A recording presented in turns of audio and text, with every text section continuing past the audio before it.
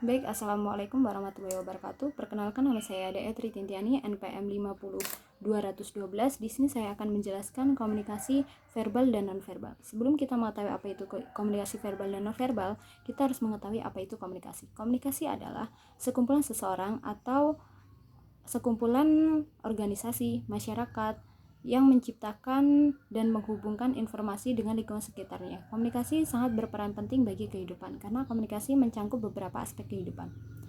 Komunikasi verbal yaitu komunikasi yang menggunakan kata-kata baik secara lisan maupun tulisan.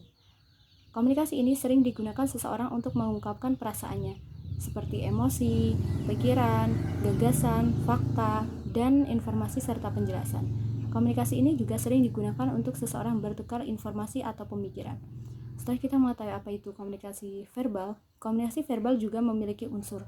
Yang pertama yaitu kata atau lambang bahasa terkecil, dan yang kedua yaitu bahasa atau lambang yang memungkinkan seseorang untuk bertukar makna. Setelah kita mengetahui apa itu unsur komunikasi verbal, kita harus mengetahui dari jenis komunikasi verbal. Yang pertama, berbicara dan menulis, dan yang kedua, mendengar dan membaca.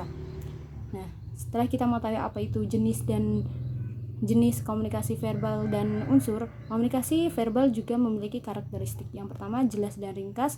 Yang kedua, perbedaan bahasa. Yang ketiga, arti konotatif atau pemikiran, dan denotatif atau pertukaran pengertian. Dan yang keempat, intonasi.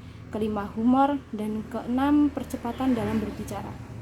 Setelah kita mengetahui apa itu komunikasi verbal, kita harus mengetahui komunikasi nonverbal. Komunikasi nonverbal adalah komunikasi menggunakan isyarat yang bukan bahasa.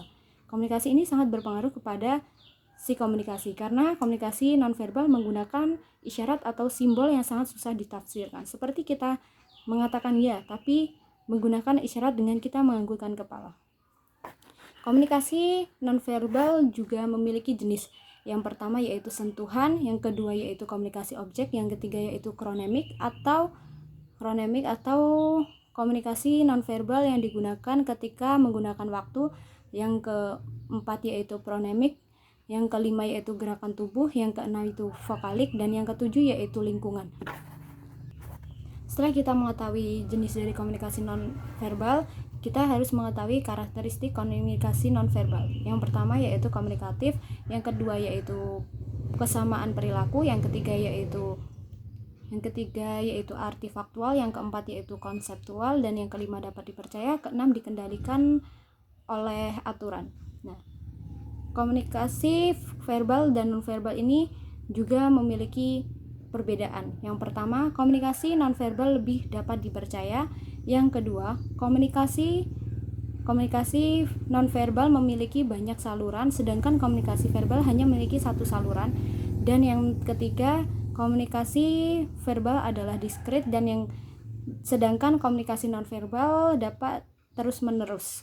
Nah, dari sini kita mampu menyimpulkan antara komunikasi verbal dan nonverbal. Komunikasi verbal dan nonverbal tidak dapat dipisahkan.